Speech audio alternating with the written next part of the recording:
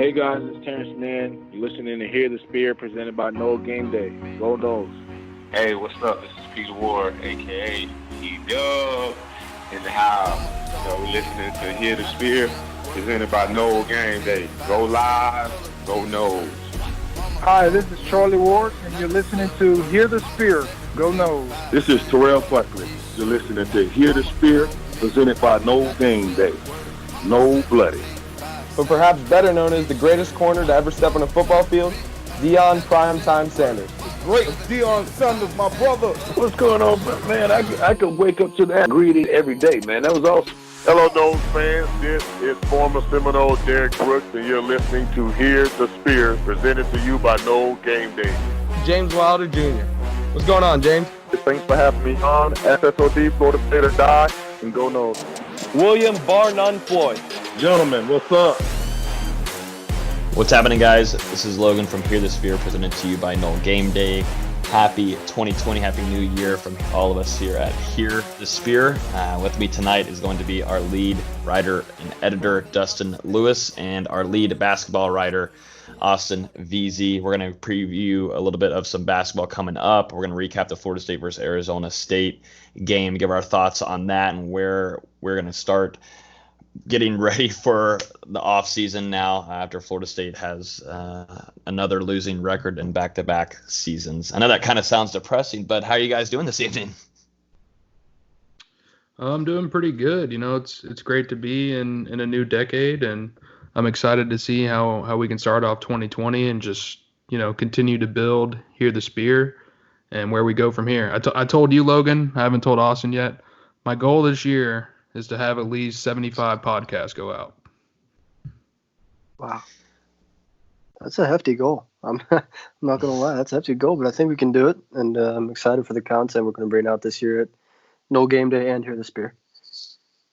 Yeah, there's a lot of stuff that we have planned for this year. We always try to make the next year put in a little bit extra work. And so we're looking forward to doing podcasts. Has been growing very quickly, which is nice to see, and we appreciate everybody listening as always. And on Austin's side of things, it's going to get a little bit more busier now with the ACC play continuously going on for the rest of basketball season. And then Dustin is in between both with basketball and football, and also follow the follows. That's pretty much his day, stalking people and seeing who they're following. And I mean, hey, it's working out. I mean, it works. So it works. So I mean, we can't make fun of them until they start following the opposite people, and you get exposed, Dustin. Yeah, I'm waiting at this point. I'm just waiting for them to catch on and just start screwing with me. Which, I mean, I'd be pretty excited, honestly, because that means they're playing the game back. Yep, exactly. And your clout is going up too. That's what you continuously tell us in our meetings before we record. Your clout is going up. You're gaining followers, and it's good to see someone get over 100 followers finally. Yeah, he's getting a little too big for his head. I don't say those types of things. I'm a very guided individual, and guided. You know, I respect everyone that decides to follow my work. Thank you so much, and yeah, I'm just going to keep it rolling. Good idea. Well, we're going to keep it rolling right now. Right now, we're going to get into some Florida State versus Arizona State conversation. So all of us on here, except for Dustin, we predicted Florida State to lose this game to Arizona State. Dustin was the one that predicted Florida State to come away with this win, and you want to tell us why you thought that Florida State was going to come away with this win? Yeah, I talked about it on the last podcast, but really the big key coming into this game was turnovers. And Arizona State on the season, they had on offense, they committed just 12 turnovers all year, including just 2 interceptions from Jaden Daniels. So I figured that would be a big key going into the game. I predicted that Arizona State would actually have 3 turnovers against FSU, which that was looking pretty good in the first quarter after the Noles got 2 fumbles. But after that, Sun Devils tightened up a little bit on offense and didn't end up turning over again. But they also weren't very productive. But the problem was Florida State turned it over 6 times, really 7 if you count the blocked field goal. One of those was an interception on the 1-yard line. One was a pick 6 that, I mean, I guess you would say won Arizona State the game. I mean, that was really those were the last points. So Yeah.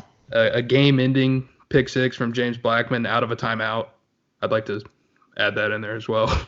So 6 turnovers, and yeah, just really a total meltdown on offense, especially considering how well the defense played, holding Arizona State really to just 13 offensive points if you take away that pick six.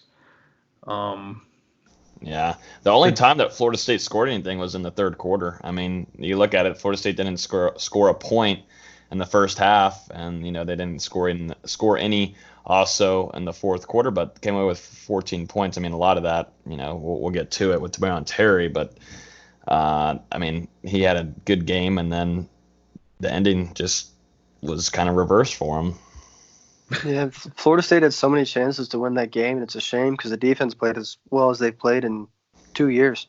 That was Harlan Barnett's last good hurrah game for Florida State, yes. And coincidentally, they switched back to a 4-3 defense for this bowl game, and that's what Harlan Barnett's coached since he's been a defensive coordinator. Obviously, Willie Taggart kind of had him change it around this year, but going back to his base defense and what he knows, I mean, they looked pretty good in the bowl game, shut down Arizona State, and gave this team plenty of chances to win. I mean, you cut out the 6 turnovers. Let's say Florida State gets in on the 1-yard line instead of throwing an interception right there, and they don't throw the pick six. I mean, this is a game that FSU potentially could have won by, I mean, at minimum 10 points if they wouldn't have turned the ball over. Let's all just get the elephant out of the room. Throwing right there was probably one of the stupidest things I've ever seen. Deontay Sheffield already would have had a 4-yard gain after that. They would have scored instantly the next play. Throwing the ball, I know DJ Matthews slipped and all this kind of stuff, but that was a bad ball idiotic. anyway. It didn't matter. Yeah, I mean, that was just stupidity going and doing that. I mean, everybody knows it, but I mean, I just feel like I needed to say that on my part. I also understand the hesitation to run it, though. I mean, it is no scholarship running backs. The offensive line's horrible. So I mean, I get the hesitation, but yeah, it's not a great play call. We've seen what can happen when you throw on the goal line, going back to Seattle versus New England in the Super Bowl a couple years ago. So yeah, but that's Marshawn Lynch versus. I get it. The smart move is to run the ball, but like you said, Austin, with walk-on running backs and a really poor offensive line, Briles just wanted to mix it up a little bit, and he did that throughout the game. I really thought his play calling was pretty interesting. Like Florida State, they had a bunch of cool trick plays that they broke out, including like the play Travis throws it back to Blackman, who ends up throwing it back to Travis, who gets inside the 5-yard line, and then Florida State scores on the next play with the wide receiver reverse. So Briles had some interesting moments in his last game before he heads over to Arkansas. And, if they didn't have the 6 turnovers, you're looking at a completely different ball game. I can't stress that enough. But Blackman was off, and a couple fumbles just ruined it. And you know what? So after 3 interceptions, and he probably would have been sat down. But, the strange thing and what the big conversation on Twitter was and throughout the whole FSU fan base was, why can't Jordan Travis get more burnout, actually running the whole drive and also being able to throw the football a bit more? And we've heard rumors about him not able or didn't learn the playbook as well or something like that. He had difficulty throughout the season, and that's why they only ran just a few kind of plays with him in certain scenarios. But, Jordan Travis is extremely talented. I mean, watching that game and what we've seen throughout the whole season with him, he has beautiful eye vision, and he knows where to run. He knows where the first down marker is.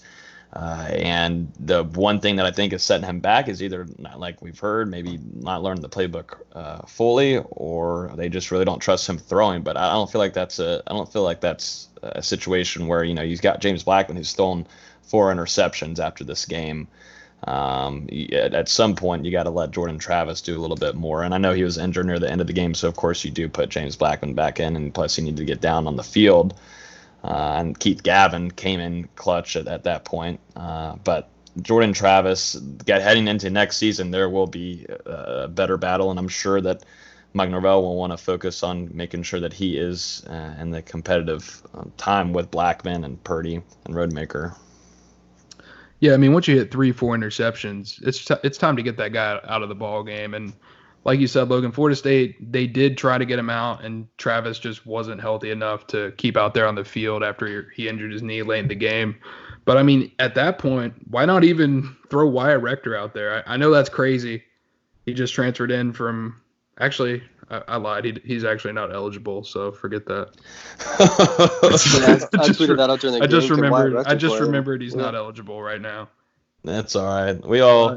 It's all right. It's 2020 now. We forget what happened. Well, can we just call Alex Hornibrook a quitter then, at least?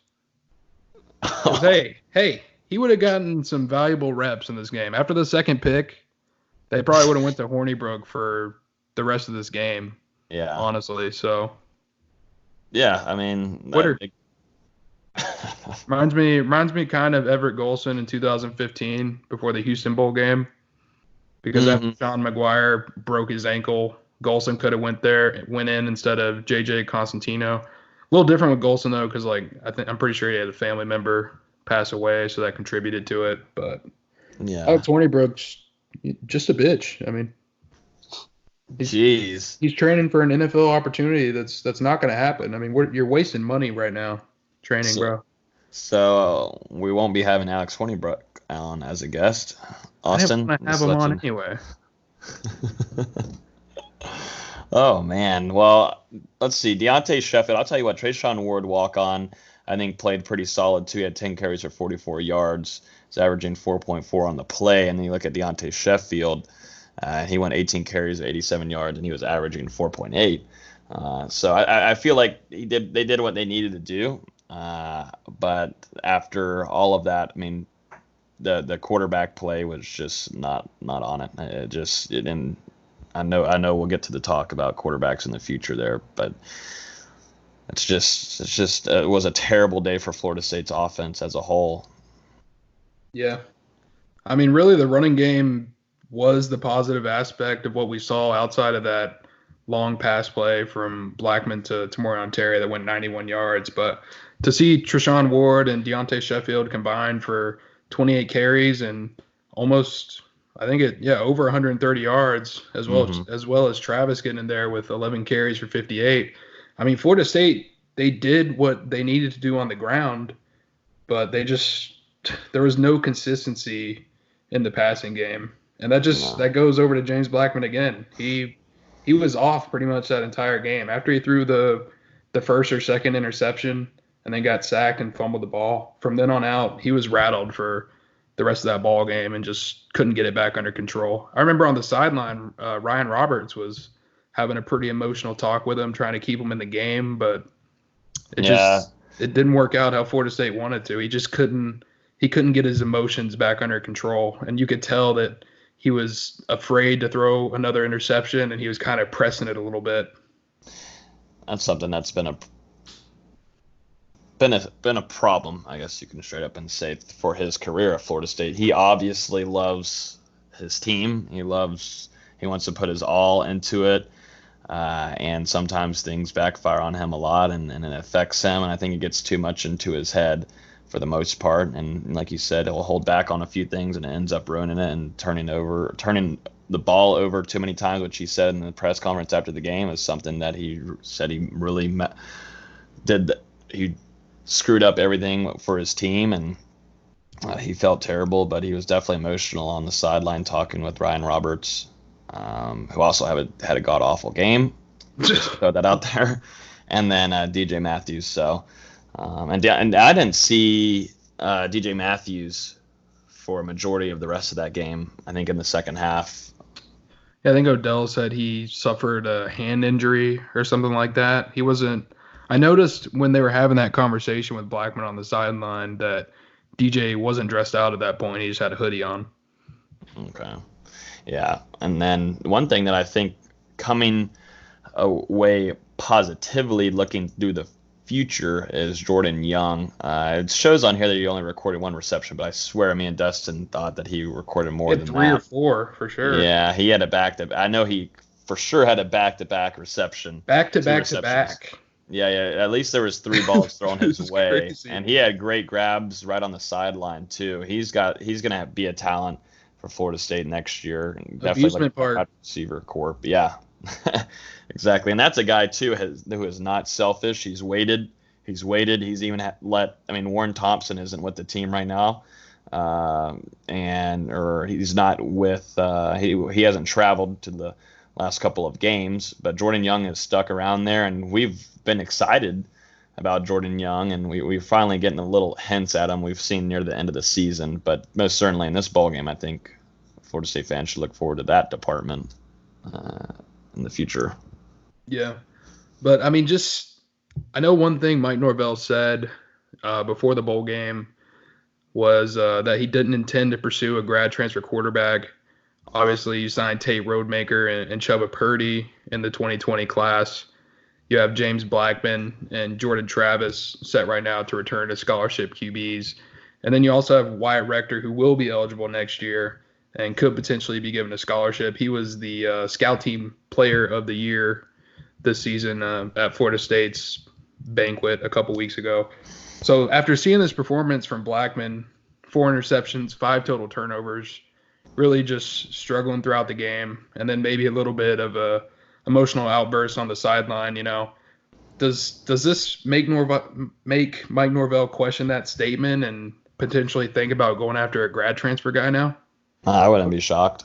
Yeah, I'm really curious what Blackman's offseason is going to be like, because he even mentioned before the bowl game and during the interviews that he wasn't sure what was going to happen. He would make a decision after the bowl game's over. So is he really thinking about transferring out? Is Florida State going to bring in a transfer option in?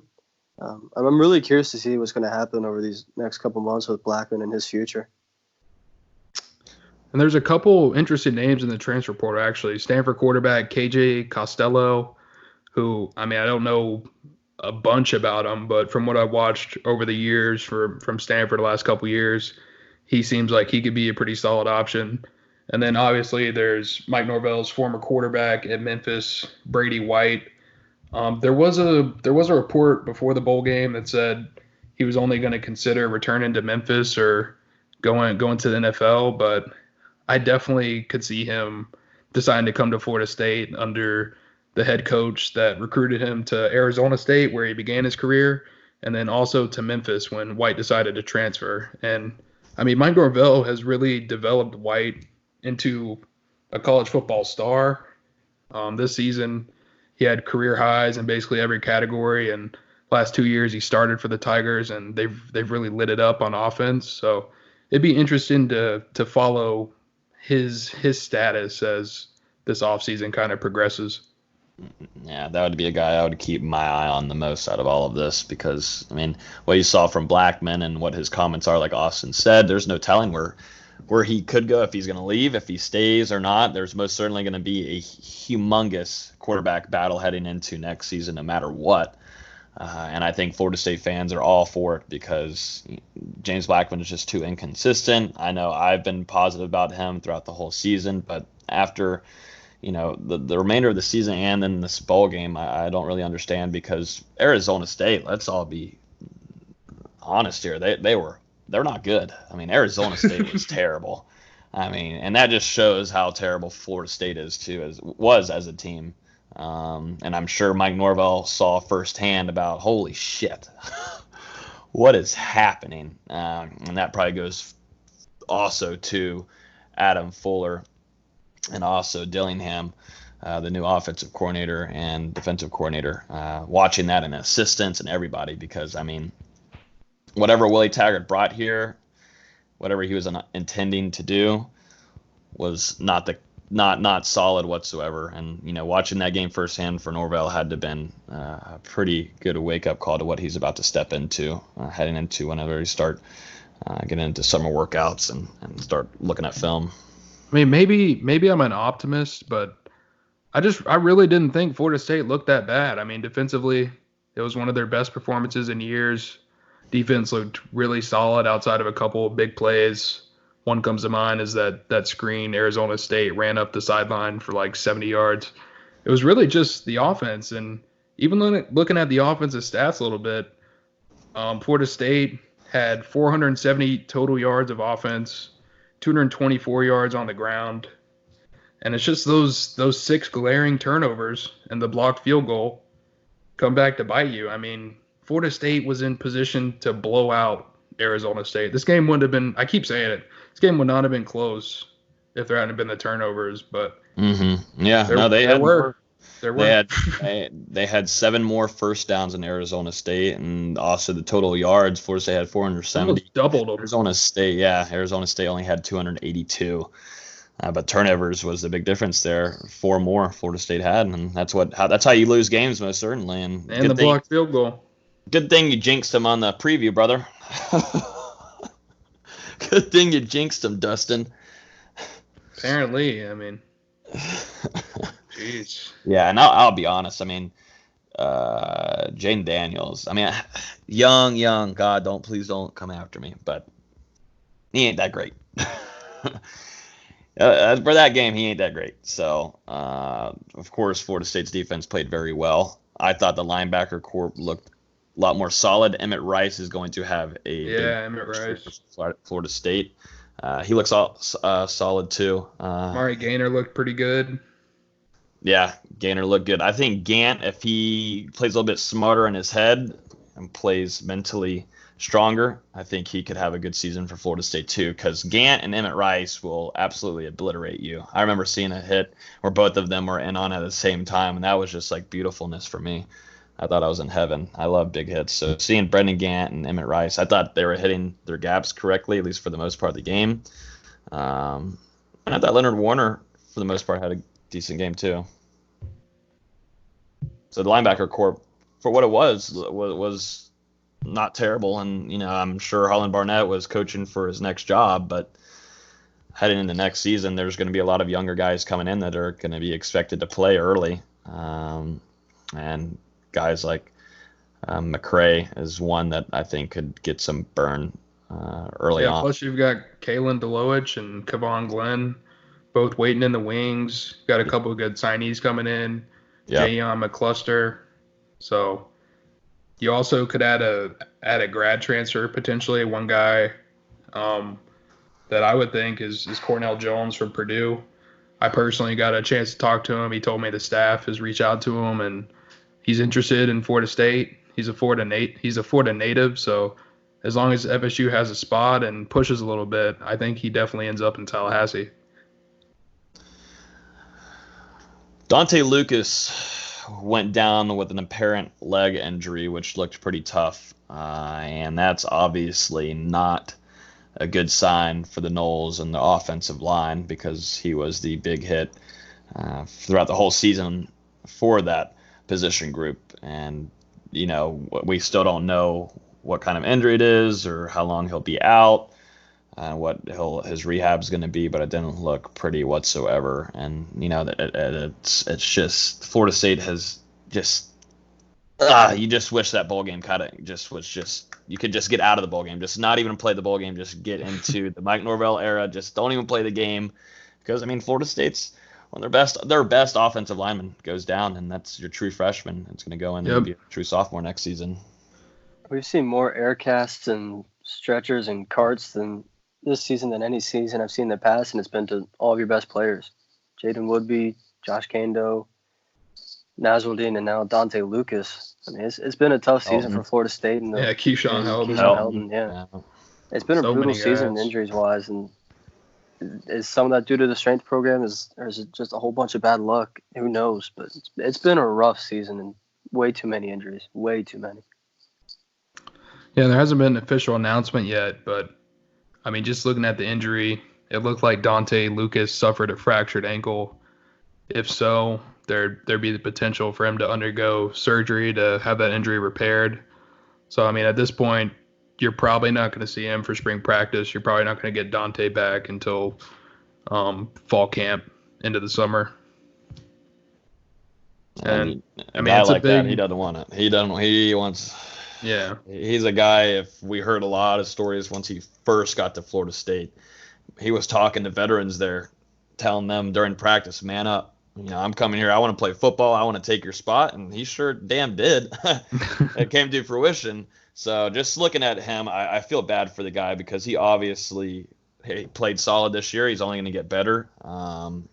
And having a guy go down that really, wants to do better as a whole and just really likes football and nothing else, it seems like it sucks for him. That's his life. And, my life is looking at my phone on Twitter for like most time of the day. And if someone took Twitter away from me, I would be distraught. So... Yeah, I mean, you have to imagine it's very tough for Lucas. Like you said, he had a very solid true freshman season. I mean, this is a true freshman starting on the offensive line in college football. It doesn't normally happen. It is Florida State's offensive line, so we do have to add that to the equation. But yeah, I mean, Lucas is a guy that could potentially end up being an early entry into the NFL draft by the time his career is all said and done. And I mean, next year, he's probably in your top 3 of best offensive linemen on the roster as long as he can get back to full health and just continue to develop his game. Y'all want to get to Tamarion Terry here at the end. We both came on here, me and you, Dustin, to do a live reaction or instant reaction to Tamarion Terry and Marvin Wilson making their announcements that they were going to stay at Florida State another season and going into 2020. And then Tamarion Terry had a solid game here. And his stats showed for it too. He was used a lot in rushing too, but receiving 165 yards, 9 catches, a touchdown. His long was 91 yards. It always surprised me. I always feel like there's no way he's going to get away from that DB, but he does. He's extremely fast, and he also has such strong arms. But at the end of the game, he fumbles the ball, and that's pretty much does it for Florida State. Yeah, pretty good finish to the 2019 Florida State season. Couldn't have ended a more Florida State way. Yeah, well, I know you get Keith Gavin Long, and out of nowhere he makes that catch. And then Tamarion Terry is the one that fumbles it. And you know what? I do understand that Tamarion Terry is fast, and you don't have like a lot of weapons as much on offense. I do understand that. And maybe I should just shut up then. But Tamarion Terry was using a lot of sweeps from behind. He was going through a lot of running motions, which I understand he's fast. He's just lanky. But I forget, was that a catch and then fumble, or was he running and then fumble? No, it was a direct snap, I believe. Yeah, the Wild Terry. Yeah.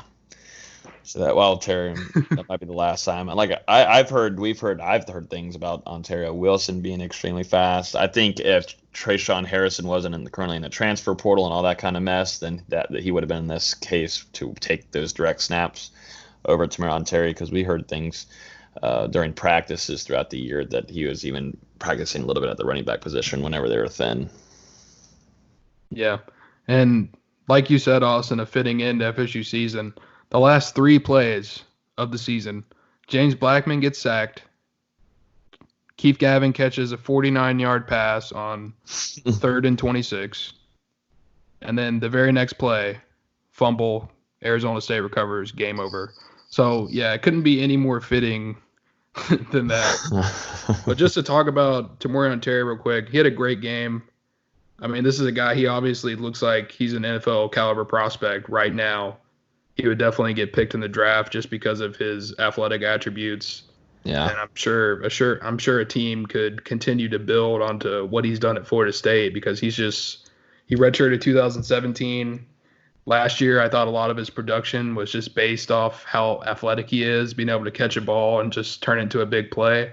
And then this year, he just became more of a solid route runner, catching the intermediate passes while also still being able to go deep and connect on big plays, which we saw against Arizona State. So another full offseason of developing and going into next year. I mean, Tamarion Terry projects to be a complete wide receiver and a pretty high NFL draft choice in 2021 if he just continues to improve. I thought he looked, physically, he looks like an NFL guy right now. Hopefully he can just get a little more consistent next season. He still had some really frustrating easy drops this year. Mm-hmm. If he can fix those next season, he can be a 2nd, 3rd round pick. I don't see why he can't be. He's got the speed, he's got the length, he's got the height. He can just fix some of those drops. He's got a great chance to be a really high draft pick next season. Florida State falls to Arizona State in the Tony the Tiger Sun Bowl, 20-14, back-to-back 6-7 record for the Noles, and the Mike Norvell That's era. false. Am I false? Am I wrong? Last year it was 5-7. Oh, my bad. I meant to say back-to-back losing records. But I'm glad you kept me in check there. Just want to make sure we're putting out, no fake news here. No fake news. Hashtag no fake news here.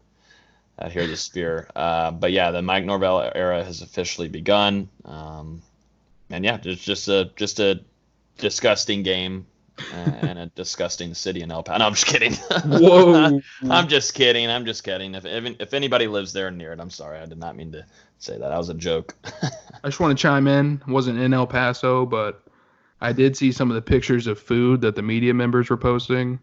And, man, that looks like a pretty great city to go to get some steak and some barbecue. So, yeah. Don't talk shit about El Paso, bud. I thought it looked delicious, too. I love Mexican food, too.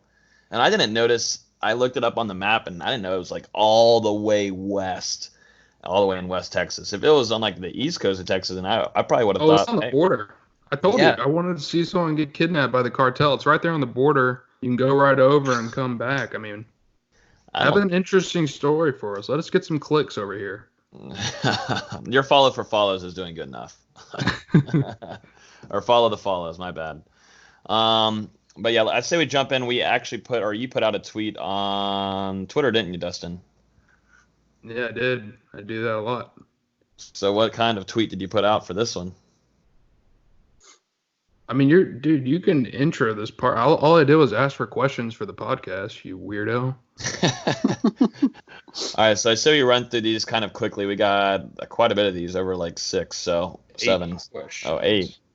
So we'll run through these real quick, but thanks again for tweeting Dustin. We're getting some content here from you guys listening. So this is from Knowles Fan Iowa. Asks, what was the real story with Travis J being out all year? Any takers?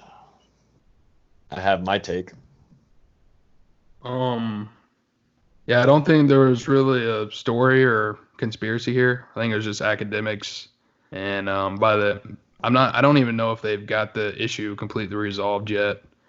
Yeah. But I think it's something that should be taken care of by the spring, and I expect Travis J to be eligible next season. Me and Logan talked about on last podcast. I really think he's potentially one of the most underrated recruits in all of the 2019 class, and could have been a 5-star prospect if he was in an area that got a little bit more recruiting visibility. So I like Travis J, and just some academic things this year. Earlier this season, or earlier during the fall, I mentioned one of his teammates had the same issue, who was at a different college that had also went to Madison County, but they got that issue resolved. So I guess the same thing hasn't quite happened with Travis yet. Yeah, my take's the same. I think it's just all academics and a testing score issue. Hopefully by the spring it'll get solved, like Dustin was saying, and he'll be good to go for next season. And like everybody, I think his potential is as high as anyone on the teams, and we could really use some depth in that cornerback room. That's the same with what I've heard since the beginning.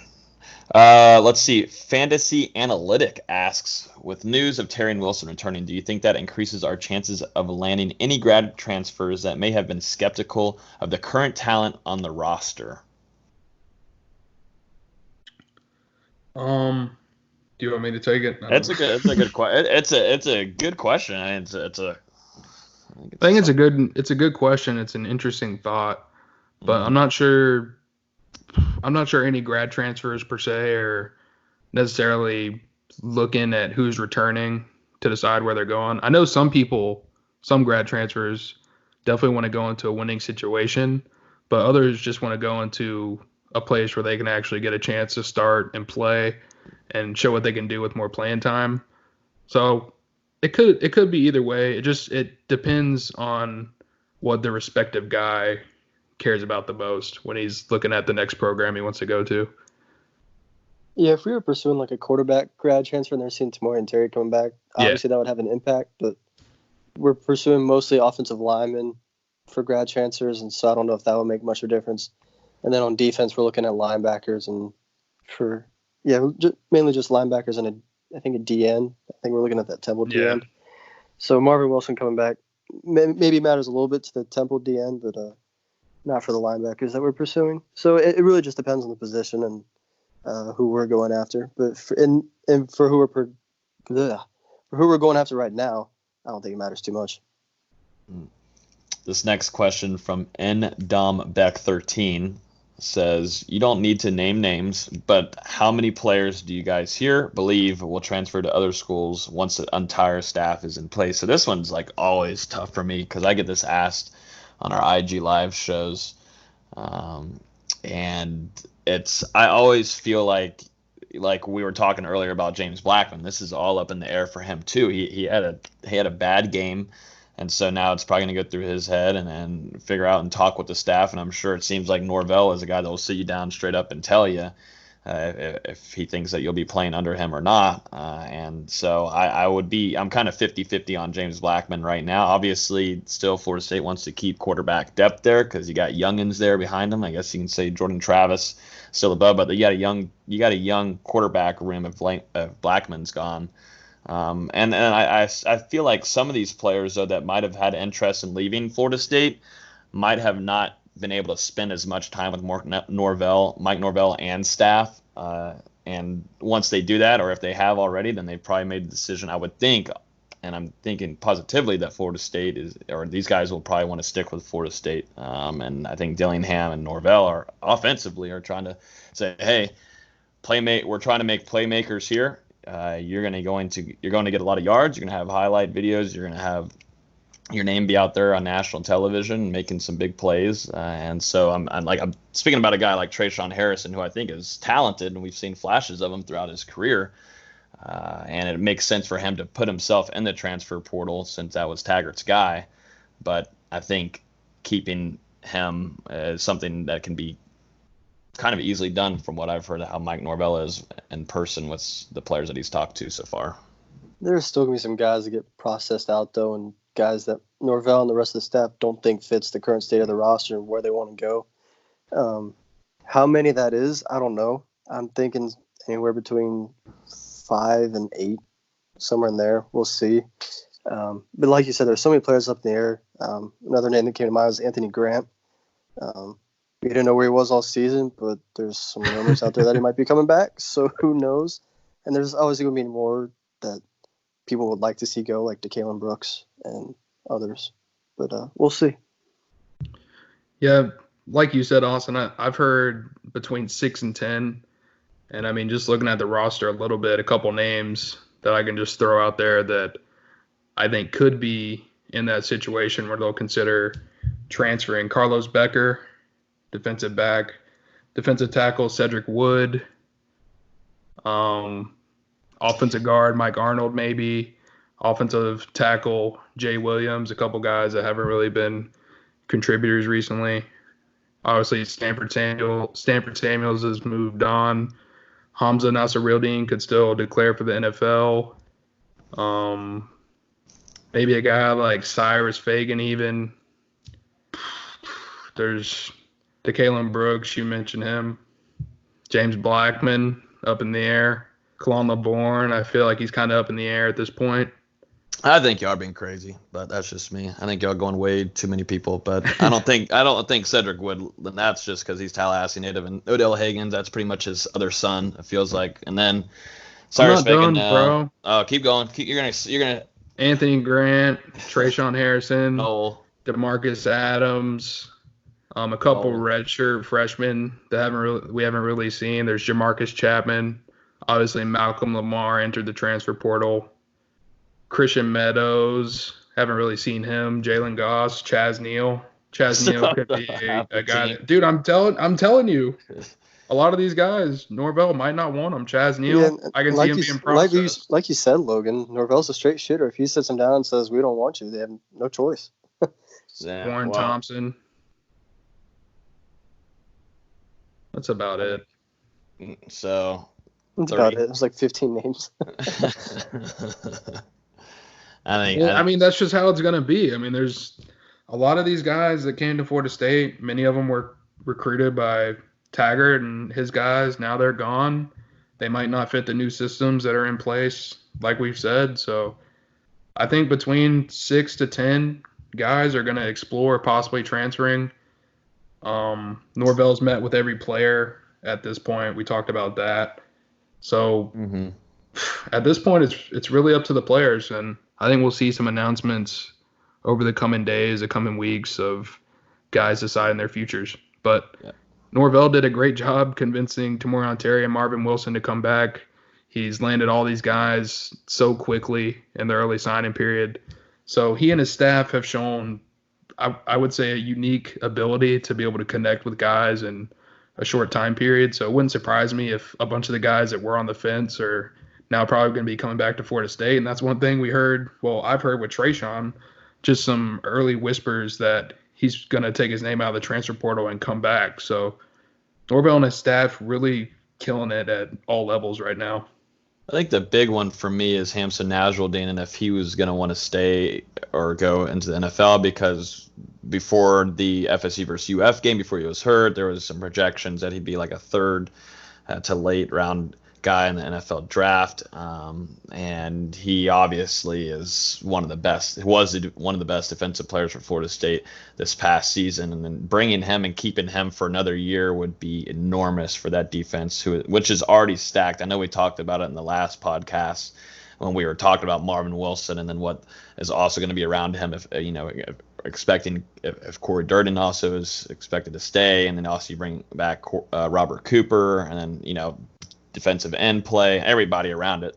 We talked about it, but having Hamson Nasruddin back there boosts you up quite a bit too, and that could even be dropped down to help in the linebacker corps. Let's see here. What else we got? All right, this is from Fantasy Analytic. This is another one here. I know Norvell has stated that he isn't looking at grad transfer quarterbacks. Do you think he still adds one this year? We kind of talked about this earlier, though. Yeah. But we kind of wouldn't be shocked if Florida State and Norvell wants to bring one, and like we were talking about earlier about Brady White. I personally, and I don't think either Dustin or Austin wouldn't be shocked if Brady White does decide to come here with Mike Norvell to Tallahassee. Yeah, I wouldn't be shocked, but I don't want it to happen. Dang, Dustin, what do you have to say about that? What's your reservations? That he just doesn't look that good. He's got great stats, and his stats fit what Dillingham wants for the offense. I don't think he's that good of a quarterback. I mean, fair enough. I disagree. The numbers speak for themselves. 33 touchdowns, 11 interceptions, 4,000 yards, 64% completed passes. I mean, he's a pretty good quarterback. His numbers are a little inflated, obviously, just because of the type of offense that Mike Norvell runs. I mean, it doesn't require an elite quarterback per se to put up those types of numbers for sure in that type of spread system. But he's a guy that Norvell is so familiar with. I mean, even since he was in high school, Norvell has known him and recruited him, coached him at Arizona State, brought him to Memphis, coached him some more. So just to have a guy that Norvell is probably known for almost a decade, and a guy who's remarkably smart. We talked about he's already working on his doctorate, so it's a very unique situation for a graduate transfer. I'd be really comfortable with him being Florida State's next quarterback. He's about as smart as me. He's close to it. Let's get the next question here. All right, this is hard for me here. Sosa on Loud. 24 asks, what do you think the impact of Rodemaker, talking about Tate Rodemaker, the new quarterback commit, coming on campus early is? Do you see him having a shot in the fall? So do you expect Tate Rodemaker, when coming on campus early, do you think he has a shot in the fall? What do you guys think? I think every quarterback has a shot, honestly. I think it's going to be a really wide open competition, and I don't think there's going to be any favorites because it's an entirely new staff that's evaluating the entire room. So I think he has a shot. I don't think he'll start. I think it would be either Blackman if he decides to stay, or potentially a grad transfer, or Purdy. But we'll see. I think he's very talented, but I'd like to see him redshirt at least the first year. Yeah, if Blackman moves on, I mean your only scholarship quarterbacks are Jordan Travis, Roadmaker, Purdy, and then you also have Rector in the fold as well. So if Blackman does decide to move on, I think there's an outside chance maybe Roadmaker wins a job. He'll be on campus 8 or 9 months before Purdy. He's going to have a chance to go through the full offseason program, spring practices, get to play in a game-like setting while learning the new system, which can only benefit him. And he's a really good quarterback. I mean, he's thrown 74 touchdowns to 20 interceptions over the last 2 seasons. He is going to play in the All-American Bowl on Saturday, which is where a bunch of the top recruits in high school play. There's also a game today, the Under Armour All-American game, where Jayon McCuster played. But Roadmaker is a guy, like, he doesn't remind me of Travis Jay, but like Travis Jay, I feel like he's a little under-recruited, under-respected. And by the time it's all said and done, it wouldn't surprise me if 247 boosts him up to a 4-star prospect and he gets a nice little bump in the ratings.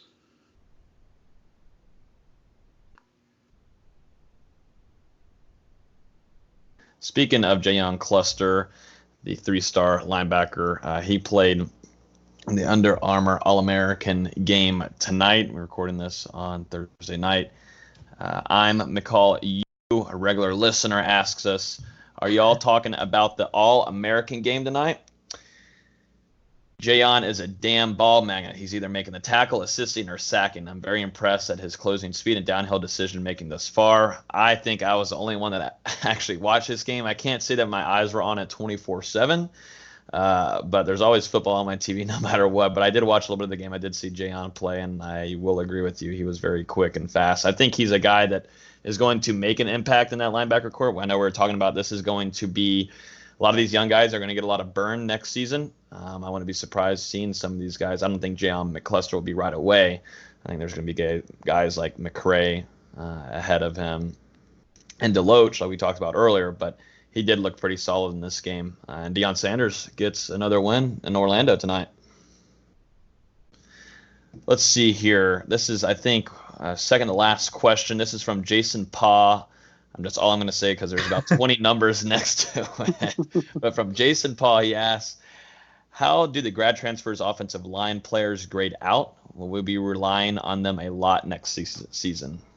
Or we will be relying on them a lot next season. Yeah, absolutely, and we should. I think we're all expecting at least one more grad transfer offensive lineman to commit and sign over the next few weeks and into signing day.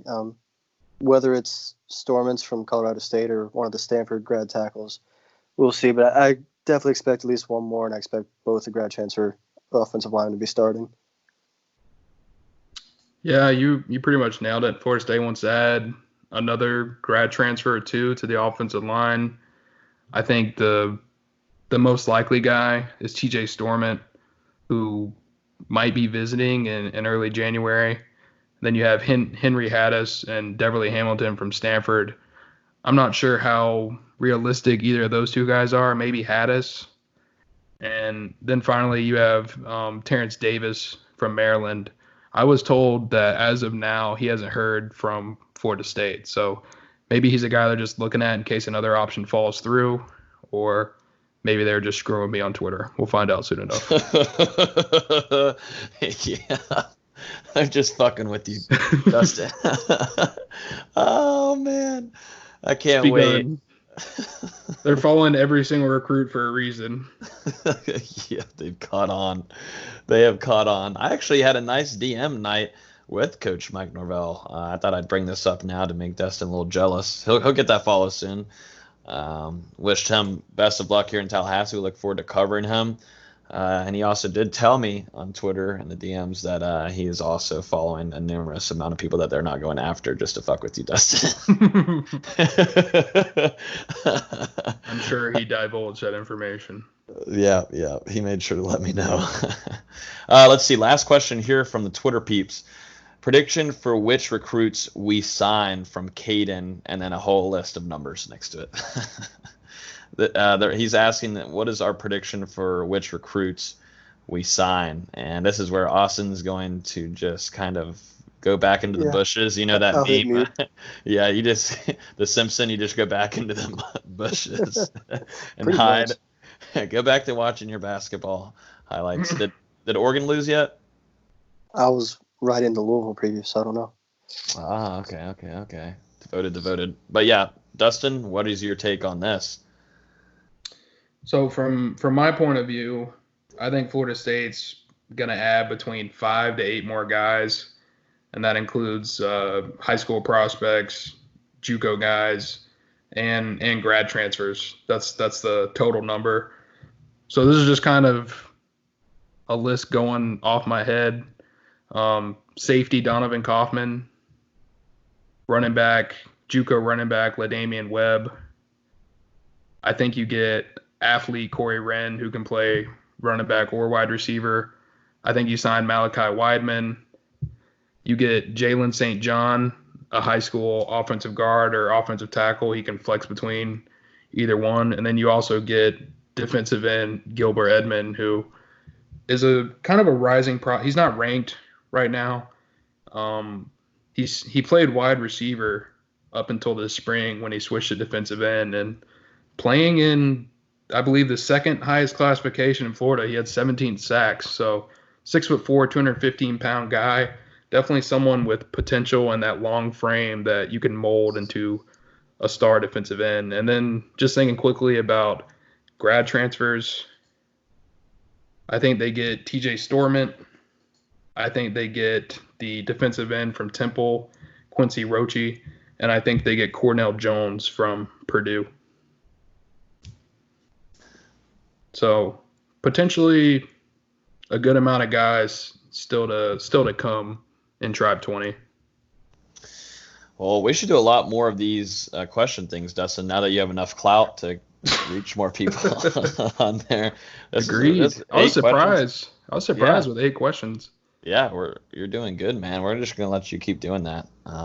We'll do these. We might do these more weekly because it is now the off season. We won't have really much of anything to preview except for basketball. And we're also gonna let Austin give a chance at covering a little bit of baseball this year too. Right. Whoa. I know even less about baseball than I do recruiting. But yeah, we'll make sure to do a little bit more of these Q&As because we need more content, the better, and anything to spend more time on this and not our fun facts podcast, the better. Please. And trivia. More fun facts.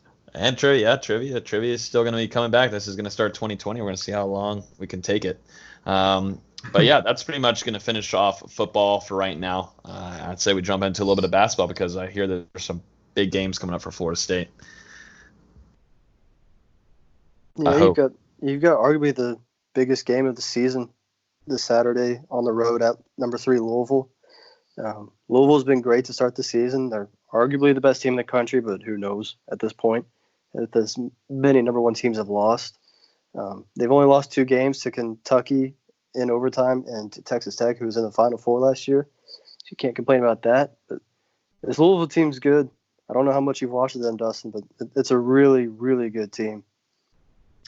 Yeah, I haven't watched a ton of them, but I mean, Louisville, they're always very solid defensively, and they can always kind of attack you pretty well on offense as well. I mean, whenever Florida State plays Louisville, I always expect a pretty good game, and I expect FSU to be going up against a pretty well-rounded team, which that looks like exactly what Louisville is putting on the court this season. Yeah, it's a very experienced team. The entire starting 5 is all juniors and seniors, which is very impressive. Chris Mack's put together arguably his best coaching job. I'm not the hugest fan of him. I think he's a solid coach, but I think he falls apart late in games, which we kind of saw against Kentucky, but we can get to that in a little bit. Leading them is Jordan Nwora, was a preseason All-America, preseason All-Conference Player of the Year, averaging 20 points a game, 7 rebounds a game. He's efficient all over the floor. He's great defensively. Super impressive player, and I was surprised he came back to Louisville because he probably would have been a first-round pick last year. And then they've only got one other double-digit scorer in Steven Enoch. But then you have the best streaky shooter of all time in Ryan McMahon. You got Dwayne Sutton, Darius Perry, Malik Williams. The depth is crazy for them. The experience is crazy for them.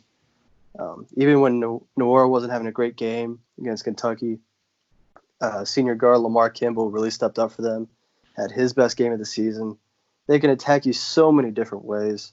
From rewatching the Kentucky game, I did a lot of that today. They mainly attack offensively using clear outs and isolations, try and get one-on-one matchups, and the defense crashes, which Florida State will do because they're a help defense. They kick out for open threes, and they're a great three-point shooting team as well. So this will be a very tough matchup for Florida State. I'm not looking forward to it. Yeah, it sounds like FSU, Louisville has a pretty deep rotation. They have 5 guys averaging over 20 minutes per game. Florida State has 6. So 2 really deep teams going at each other. Like you said, Austin, they're a bit more experienced, and Florida State, on the other hand, is integrating 7 or 8 new guys into the rotation this year. So really the first true, I guess you would say, true test for this team going against a top 10 Louisville team in a crazy environment.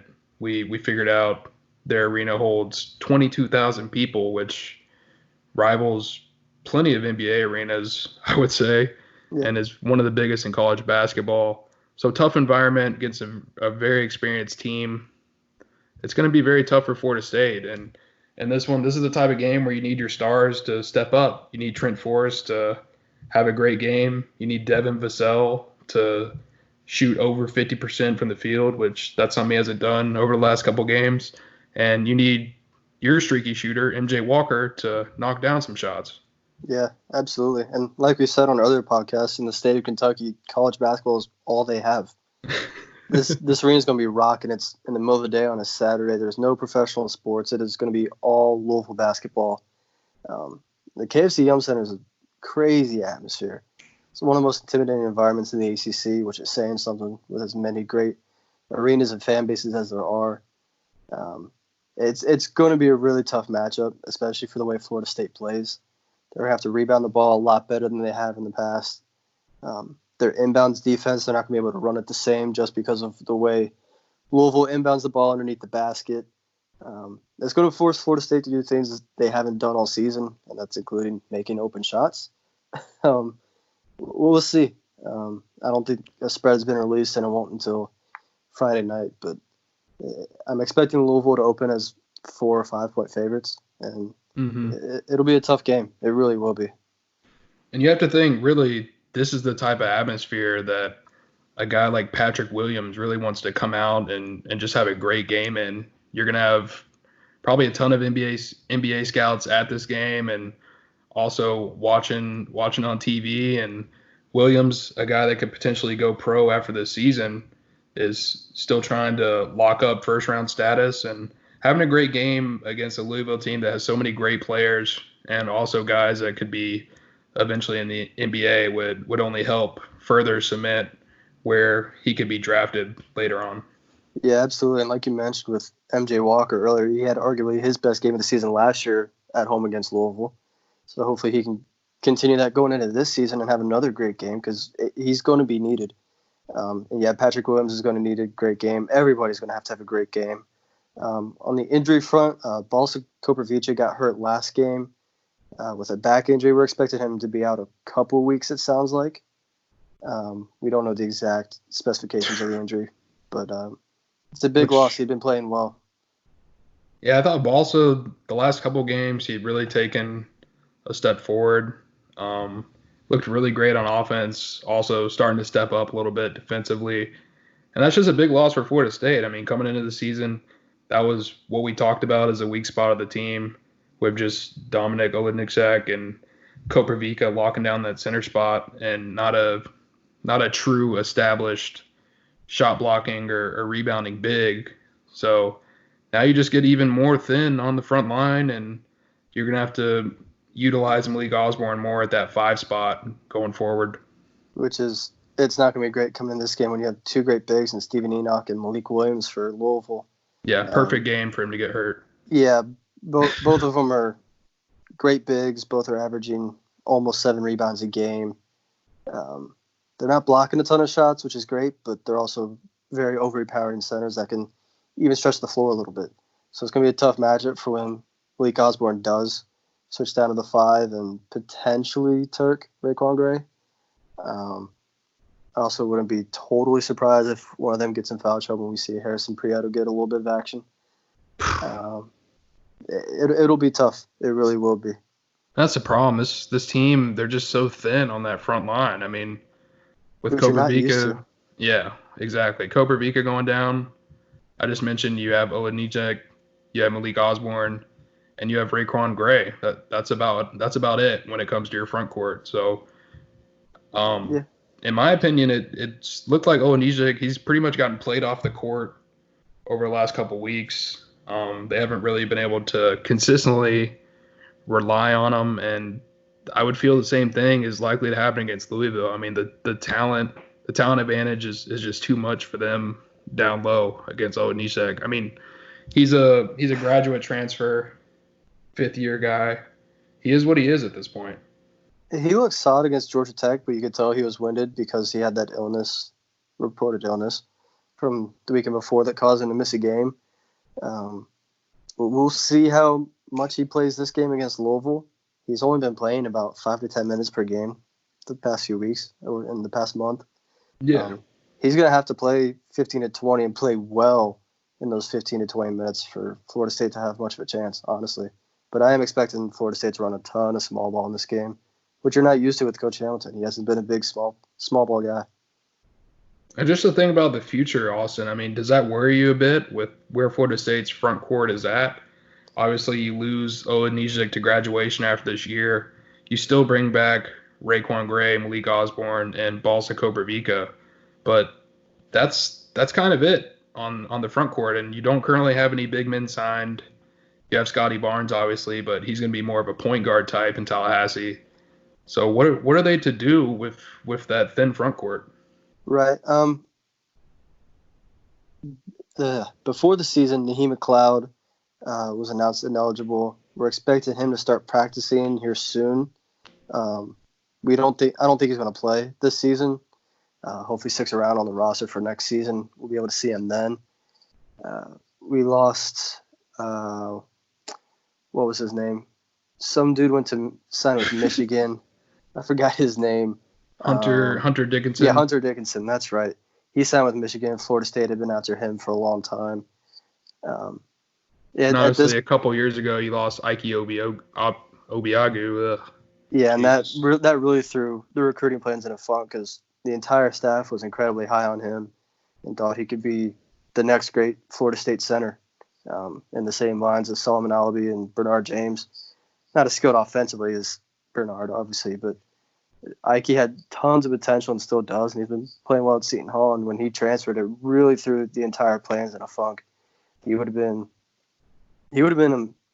absolutely starting this season. There's no doubt about that, and he put up pretty great numbers. I have no doubt. Yeah, it's just that front court is so thin. You do have a talented recruiting class coming in, but without landing the commitment of Dickerson, it's all pretty much guards. I mentioned Barnes. You have Sardir Calhoun, a shooting guard, and you have Malachi Weidman, who projects to be a shooting guard as well. So they need to go after some bigs. They need to add. Well, I mean, really at both positions, center and power forward, they need to get some more young guys on the roster and just kind of get back into that groove where hopefully you're getting a big just about every year. So you always have guys that are both experienced and youth on the roster. Right now, they're kind of out of that cycle, it feels like.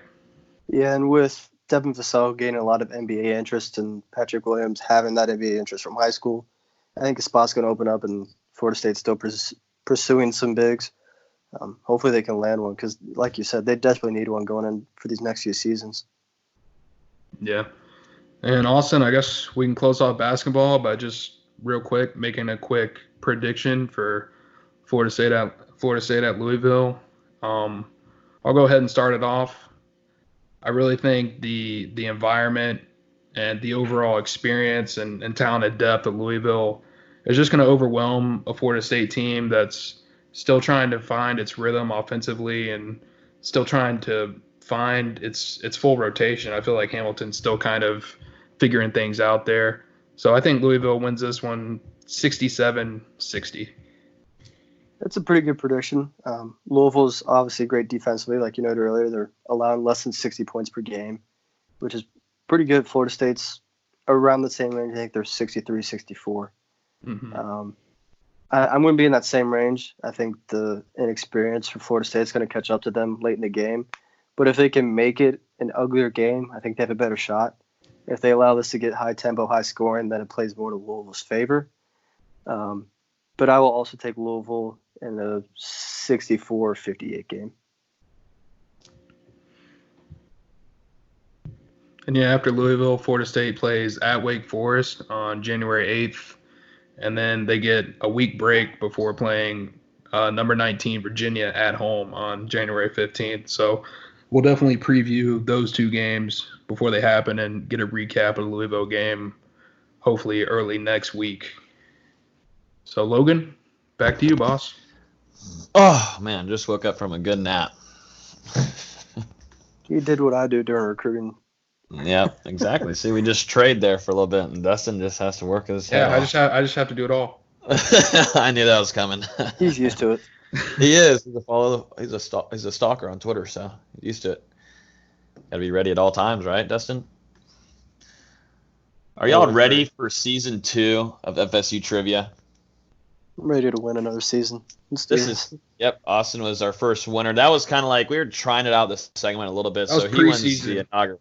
Yeah. That was preseason. Now we're in full. This is a new season. This is season 4 of Hear the Spear, and this is going to be our first season, though, introducing the official Hear the Spear FSU Trivia. Dustin and Austin are going to be in on this, and they're going to try to answer a question regarding FSU athletics correctly. It can be any sport. We try to be around football and basketball mainly, but I might be a little tricky and go some other sports. We'll see. We don't know.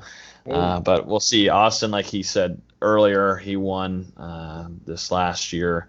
But this is going to hit off the real official segment for us. So, yeah, I say we jump right into it real quick. Here we go.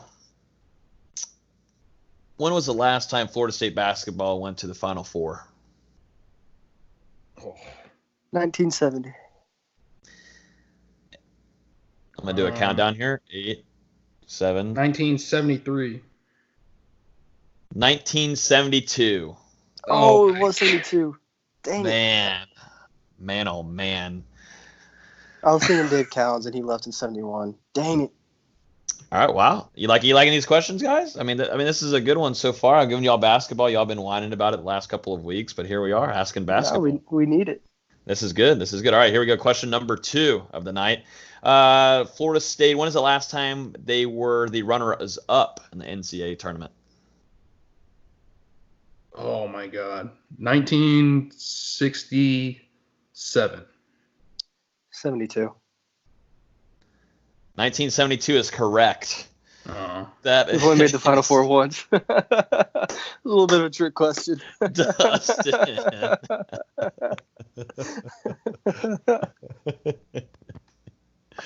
Your guesses are good, but how you feeling? Let's just go to Dustin first. How do you feel after I told y'all that the first time Florida State reached the Final Four and the only time was in 1972, and then I asked when was the last time that they were runners-up in the NCAA tournament? How do you feel, Dustin? Tell us. I feel ashamed. I don't know. So obviously not a good start for Florida. Not a good start for the Mike Norvell era on Dustin's end. And we're direct. This is basketball season, though. What are you talking about? Don't put this on football side of thing. This is you. You're a basketball guru. You're right. Hashtag fire Ham. Austin, how do you feel? You're 1-0, man. I'm mad I got the first question wrong, honestly. Yeah, you were close. Sat and practiced it for 3 straight years. I forgot it was 72 and not 70. I'm mad we can't go 20 minutes this time. Yeah, well, you know what? We can't keep people on here all the time. They're probably driving right now as we speak, trying to get places, and they don't have time for us to just sit here and do this all night long, Dustin. Okay? All right. Do you have any fun facts for us tonight? Nah, I don't have anything. Did your mom find out? I'm sure I can find something. Oh, I'm sure you can.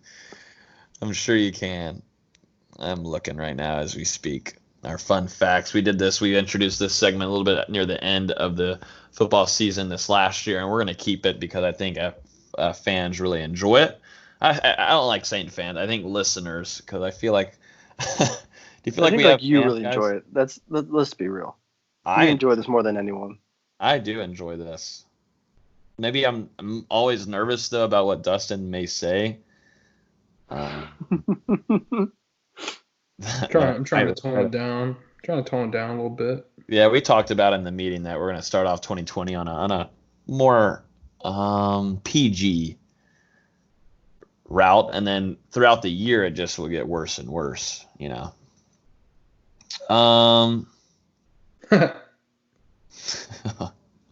What you got there? This one just took me back to a previous episode.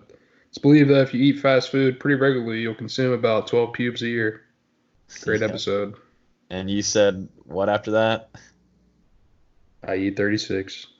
And is that from you just eating fast food or different kind of things going on? Probably a mixture.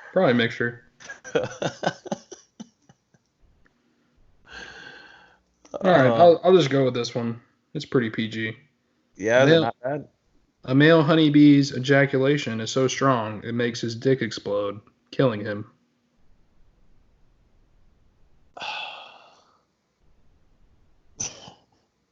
That's not PG.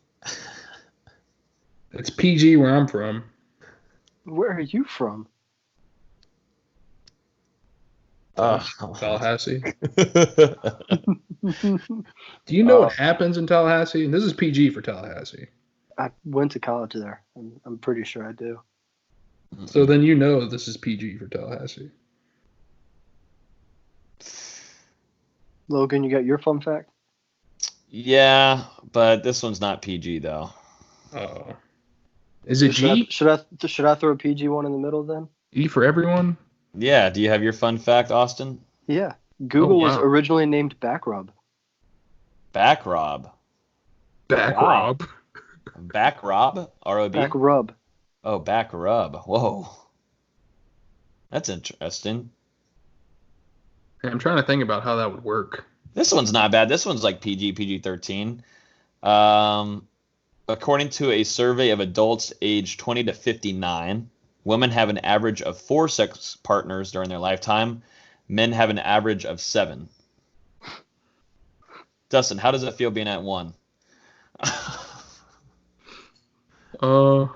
And Austin being at 0. Wow.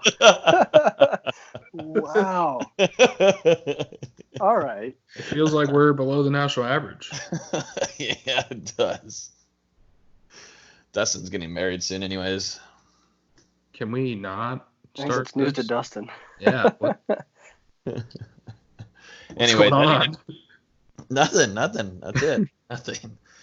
Oh, man. Well, I think that's going to do it for this episode. I think our podcast provider only lets us do about an hour and a half, so we're about 15 minutes away from hitting that limit. So I'd say we cut this one. I think this was a great first episode of 2020. Florida State football season is officially over. The Mike Norvell era has begun. It is over, guys. Willie Taggart is done. The whole staff is clearing out. The offices are getting their things removed. That's it. Any last words on the Willie Taggart era, guys? Willie. What?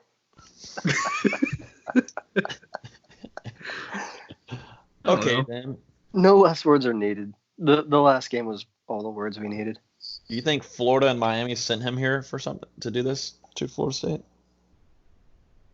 It'd be a pretty good sabotage operation. There's a lot of conspiracy theorists out there right now. Something to keep an eye on. But yeah, that's going to do it for this episode. Thank you all so much for listening. You can listen to us on iTunes, SoundCloud, Spotify, Google Play, YouTube. If you're on YouTube, make sure you hit the subscribe button. And if you're watching this right now, you crazy freaks on YouTube, hit that like button and put a comment below and say what's up. We try to respond over there to you guys. And if you're on iTunes, I always forget to say subscribe over there because that will also give you a notification whenever we upload our new episodes. Like Dustin said, and we're going to try to upload a lot this year. 75 is the goal. I think we had 33 this last year, so that's by far more double the amount. So that is going to be the goal, 75. So there's going to be a lot of podcasts coming to you guys. Make sure you stay notificationed up on your phones. I don't know if that really made sense, but yeah. Why don't you should have just said notified. See, that goes ahead and shows you that we're recording at 12:15. It also just shows how stupid I am. But if you're on Twitter, make sure you follow us at Hear the Spear. Tweet us, say what's up. Always appreciate you guys communicating with us over there. But yeah, that's going to do it.